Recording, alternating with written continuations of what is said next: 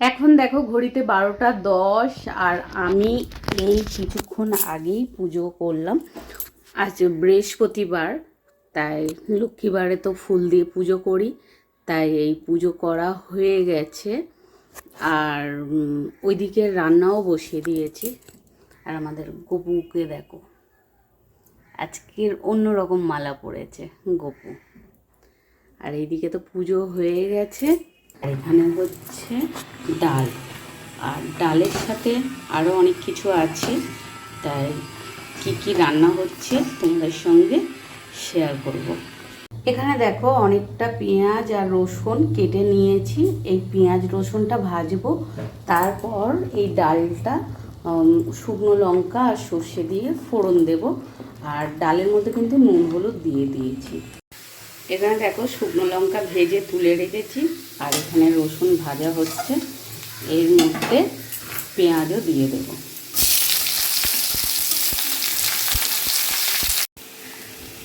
তো দেখো পেঁয়াজটা ভাজা ভাজা হয়ে গেছে, এবার আমি তুলে রাখবো। তো পেঁয়াজটা তো তুলে রেখেছি, আর এখানে হচ্ছে শুকনো লঙ্কা আর হচ্ছে সর্ষে নিয়ে নিয়েছি, এখন ফোড়ন দিচ্ছি।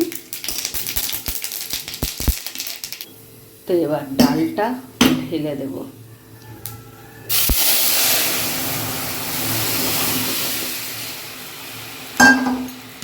আর টমেটোর ডালে তো সর্ষে আর শুকনো লঙ্কা ফোড়ন দিলেই ভালো। তো রসুন পেঁয়াজ আর শুকনো লঙ্কা ভেজে নিয়ে ডালটা ফোড়ন কেন দিলাম, যে ওর তো একটা ফ্লেভার আছে, তো ডালের মধ্যে সেই ফ্লেভারটাও থাকবে। আর এই গরমের সময় না এই টমেটোর ডাল খেতে, আম ডাল খেতে এগুলো বেশি ভালো লাগে। এখন আমরা লাঞ্চ করবো, আর লাঞ্চে কী কী আছে চলো দেখাই। এখানে ভাত আছে, এখানে ডাল, টমেটোর ডাল যেটা তোমাদের দেখালাম যে যখন করছিলাম, আর এখানে আলু মাখা।